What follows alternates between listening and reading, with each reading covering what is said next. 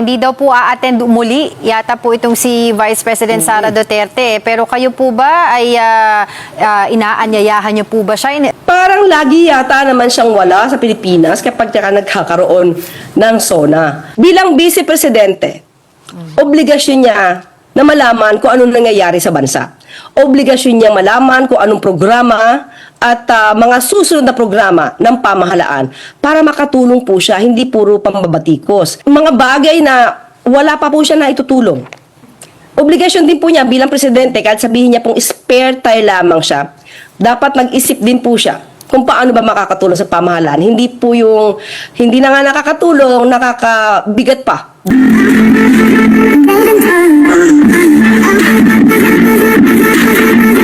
Simpleng SONA. Yan daw dapat ang asahan ng publiko mula kay Pangulong Marcos ayon sa Malacanang. Kaugnay po yan, makakapanayan po natin si Palace Press Officer Yusek Castro. Magandang umaga po sa inyo. Yusek, thank you for joining us.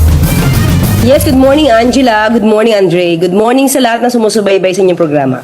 Okay, so kumusta po ang mga huling paghahanda ng palasyo bago po ang SONA? Bakit po ba importante kay Pangulong Bongbong Marcos na siya po talaga ang magsulat ng kanyang speech para po mamaya? Yes, kahapon nagkaroon ng rehearsal at malamang aabot ang kanyang speech ng mga 1 hour and 20 minutes. Pero nagmamadali pa yon sa pagpapractice. Mabilis pa yung pagbabasa. So, tingnan natin kung magkakaroon pa ng mga last minute amendments sa kanyang speech. Of course, importante sa Pangulo na siya yung gumawa ng kanyang speech. But definitely, no, may mga tulong mula sa iba't ibang ahensya gamit yung kanilang mga data. Okay? Ang Pangulo kasi ang kailangan mamili ng kanyang i-highlight kasi alam niya kung ano yung dapat na makita ng mga kababayan natin, ng taong bayan, at kailangan din niyang maipakita kung ano yung mga importanteng mga accomplishment ngayong taon, no? Itong nakaraang taon. So, kaya siya mismo ang namimili ng kanyang mga babanggitin sa kanyang speech. Yusek Claire, highlight po nung nakaraang SONA yung flood control anomalies. At yung publiko po, yung taong bayan, of course, asking for accountability. Pero sa tingin niyo po ba ay natupad na Pangulo yung kanyang pangako na may mga mananagot? Yes, oo. Kasi wala pang isang taon wala pang isang taon mula nung nagkaroon ng malawakang pag-iimbestiga. Kasi July lang naman niya binanggit ang mahiya naman kayo. At talaga yung pag-iimbestiga halos September na. Pero wala pang isang taon, marami na po ang nakasuhan, marami na po mga warrants of arrest ang na-issue, marami na rin nagsole ng pera na di umano nakulimbat ng mga naituturo ng mga sangkot.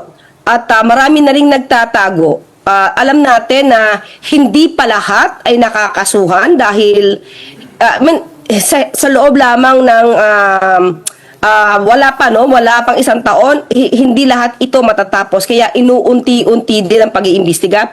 At nakita din naman natin kung papaano inilalahad ng Ombudsman, Office of the Ombudsman, ang kanilang mga updates patungkol sa mga nakakasuhan at mga pending preliminary investigations. Of course, ang tanong din po ng taong bayan dito is babanggitin din po ba ni Pangulong Bongbong Marcos along with this flood control mess yung kanyang pinsan ni si Martin Romualdez? Yeah. Oo. Wala po tayo mababanggit kung ano man ang detalye ng kanyang speech mamaya. Abangan na lang po natin. Pero definitely, ito mga naging accomplishments po para sa mapanagot ang mga dapat na managot ay napaka-importanting bagay din po ito na madinig ng ating mga kababayan. Ano po ba ang tugon ni Pangulong Bongbong Marcos dun po sa mga kritiko na nagsasabi na okay, upper middle income status tayo pero hindi po ramdam ng mga tao, majority of the Filipino, yung kaginhawaan sa buhay. Ano po ang tugon ng Pangulo dito? Ang pag-aangat po ng Estado ng Pilipinas sa pagiging upper middle income ay hindi po ito ibig sabihin na talaga na lahat ng mga kababayan natin ay talagang makakaranas na ng ginhawa. Nag-i-start pa lang po tayo. Kakaangat pa lang po natin. At dahil sa pag-angat na ito ay nakita po kung paano po nagpupursige ang pamahalaan, ang Pangulo, ang administrasyon para maiangat ang ekonomiya ng bansa. So, unti-unti po itong tinatrabaho at makikita po natin kung ano yung mga investments na gusto sanang ipasok ng Pangulo sa ating bansa. At ito ay makakatulong sa ekonomiya, pati sa trabaho ng ating mga kababayan. So, unti-unti po tayo at hindi po agad masasabi natin na dapat, nandun na tayo sa estadong to, dapat lahat ay maginhawa na po yung buhay. Inuunti-unti po ito.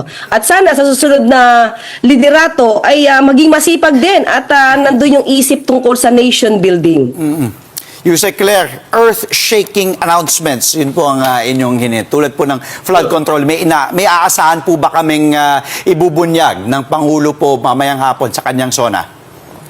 Ang huling sinabi rin po ng Pangulo, abangan ang susunod na kabanata. So, ayoko pong magkaroon ng pangunguna sa Pangulo. So, ito'y na lang po natin mamaya kung ano sasabihin niya. Oo, hindi daw po a-attend muli. Yata po itong si Vice President Sara Duterte. Pero kayo po ba ay inaanyayahan niyo po ba siya? Ina-encourage niyo po ba siyang umattend dito po sa, kumbaga, penultimate na zona ni Pangulong Bongbong Marcos? Parang lagi yata naman siyang wala sa Pilipinas kapag siya nagkakaroon ng SONA. At may mga pagkakataon yata na talagang hindi siya nanonood. But bilang Vice Presidente, obligasyon niya na malaman kung anong nangyayari sa bansa.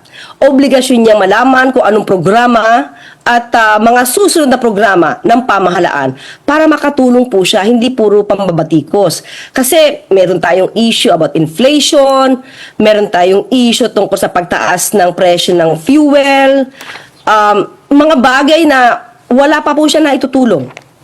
Obligasyon din po niya bilang presidente, kahit sabihin niya pong spare tire lamang siya, dapat mag-isip din po siya kung paano ba makakatulong sa pamahalaan. Hindi na nga nakakatulong, nakakabigat pa dahil sa ginagawang mga fake news or paninira sa gobyerno.